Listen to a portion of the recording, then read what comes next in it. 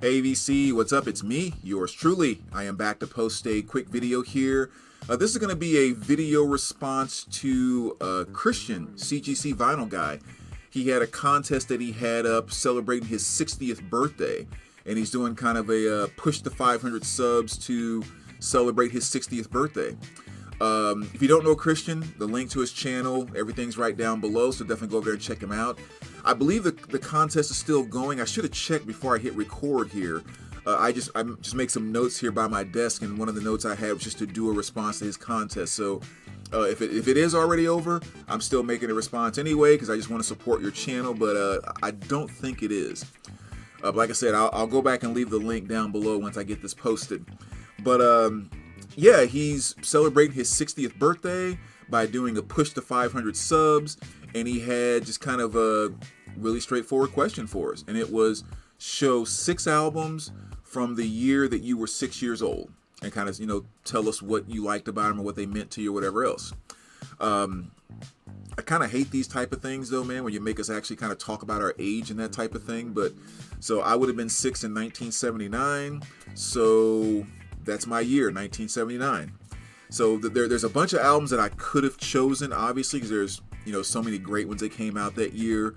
So some of the ones that didn't quite make the list, because I made a list and kind of started narrowing them down, but some that I didn't pick that should be mentioned, you know, Breakfast in America by Supertramp, Off the Wall by Michael Jackson, Unknown Pleasures by Joy Division, Rust Never Sleeps by Neil Young, Van Halen 2, London Calling by The Clash, Bad Girls by Donna Summer, Pink Floyd The Wall, Candy O by The Cars, Fear of Music by Talking Heads. I mean, there was some good music that came out in 1979. Get the Knack by The Knack. So a lot of great things that I skipped over to narrow down to these. But let's just kind of dive right into it. The first one I'm going to show here is this one, which is Judas Priest, Unleashed in the East. One of my top 5, well, we'll say semi-live albums. As we know, it's not 100% live. But one of the reasons why I picked this particular album is because of the song Victim of Changes. And the version or the way they did it on this album, to me, just sums up everything that makes Priest fantastic. So every song that I liked about Priest prior to this album, and pretty much every song that I've loved from them since this album, like whatever the things are that made me like those things, from Firepower all the way back to Sad Wings of Destiny and all of that, it's summed up in some way, shape, or form in their version of Victim of Changes on this album. So this obviously is a very special one to me, and being kind of in 1979 and you know, kind of hearing the way they delivered on this album, it was really kind of a mark to 80s get ready for what metal is going to bring to the table, because I think they were kind of touching on it and setting that blueprint with what they did here. So fantastic album there. Next, of course, going into the late 70s, you know, R&B had been booming throughout the 60s and 70s, and of course when the 80s came around, I'm a gigantic fan of 80s R&B. But Earth, Wind & Fire were definitely at the top of their game in 1979. I mean, they probably already had about, I don't know exactly, maybe 5 or 6 albums that had come out before this one, but this to me is kind of when they peaked, 1979, and this is I Am. Fantastic stuff on here with songs like In the Stone, which the best way to describe that is that's just a beautiful piece of work. I mean, that's really what it is. It's kind of funky, kind of disco-y, kind of just kind of worldly in some areas. It's just a beautiful piece of work. That's the best way that I can describe that. And then of course, slow jams like After the Love Is Gone, just a classic ballad there. And of course, Boogie Wonderland. I mean, again, just kind of a funky, groovy thing that was in a little bit of a way playing off of what disco had been doing at the time, but it really kind of got R&B'd out with what Earth, Wind & Fire did with it, and just a slamming album. I'm spinning this as soon as this freaking video is done. So that's absolutely great. But yeah, I'm going to spin that as soon as I hit stop on this video. And kind of playing off of some of the things I was just saying about Earth, Wind & Fire, Village People, Go West. I mean, the late 70s, of course, we're playing off of the very end of disco. And I know there's plenty of people that hate disco, don't like it, and blah, blah, blah. And, it's music. So, we all can like what we like and not like what we don't like. That's the cool thing about it. Personally, I freaking love disco. And I think it would have been just beyond awesome to have been in my early 20s, back in the day when disco was at its peak. Dude, I'm telling you, 6 days a week, I would have been in the discos with my bell-bottom pants and my shirt unbuttoned all the way down to my belt buckle and just enjoying the ride, man. Because I think disco was awesome. And obviously it caught a lot of flack and got crushed going into the 80s. But I think that's very common too, because most eras of music, most time frames we go through, there's always this strain of music that is kind of the light stuff.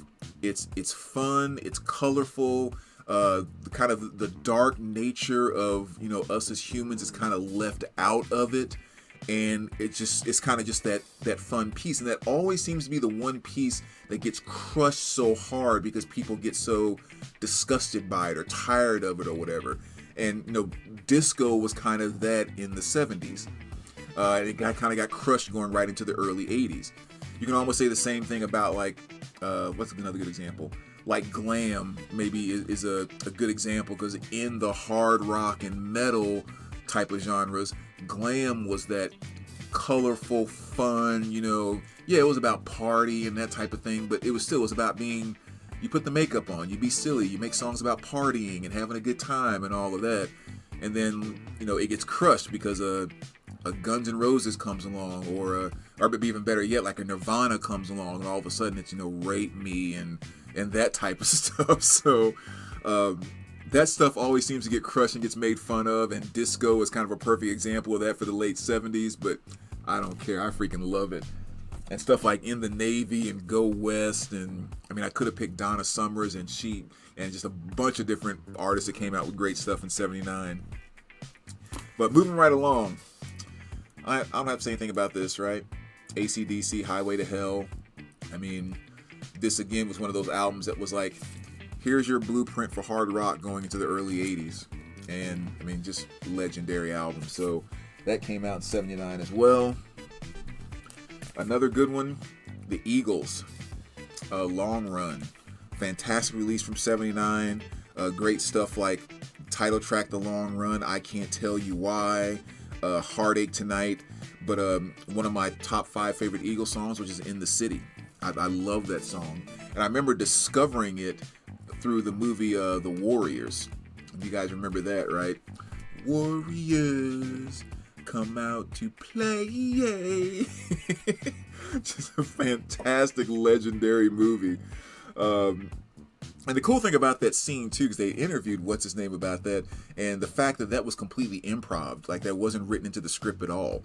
He found those bottles that were sitting, I think, in the bottom of the car that they were in, and he just put them on his fingers and started doing that, and they thought it was so cool they kept it in the movie. So, but yeah, at the very end of that movie, as the credits were rolling and they're standing on the beach and all of that, they play the song In the City by the Eagles. And as a kid, I just remember hearing that and was just like, just like mind blown. I didn't know who the Eagles were. I didn't know who sang it. Nothing. All I knew is whenever I'm flipping around the channels and I caught the Warriors anywhere in the middle of the movie, I was sitting my butt right there and I wasn't moving until they got to the end and played the credits. And there's a few different songs and movies I could say that about, where I just, whenever I caught it, I waited to the end no matter what, because I wanted to hear the song at the end. Whether it was stuff like Your Heart's So Willing to Follow from The Money Pit with Tom Hanks, I did it with that. The jazz singer with Neil Diamond, I would always wait to hear America at the end. It was just like, and In the City was one that was kind of on that same path. So last but not least, got to get some Blondie in there. Talking late 70s, 79. She was one of the queens at that time. And this is Eat to the Beat, just one of the many fantastic pieces of work by Blondie. And of course, my favorite song off of here is Dreaming, and mainly because not only just Blondie's awesome vocal delivery in it, but the drumming in that song. Oh my gosh! it's almost like sexy is the best way I can describe it, because it's just something about the way he was drumming through that and just kind of moving with what the riff was doing, the way Blondie was delivering the vocals, the energy that he brought to it on what was kind of a slow song that was still kind of up-tempoed, if you will, with the way it's just freaking awesome. And of course the rest of the album is pretty cool too. So another great pick from 1979 that I couldn't leave off there as well. So there you go, man. Those are my 6 from age 6. Like I said, there were so many that I left out, but you guys maybe let me know the 6 that would pop up for you from the same year. Christian, congratulations again, man. Happy birthday. Congrats on the big 6-0. And we'll talk to you soon, VC. All right, take care, guys.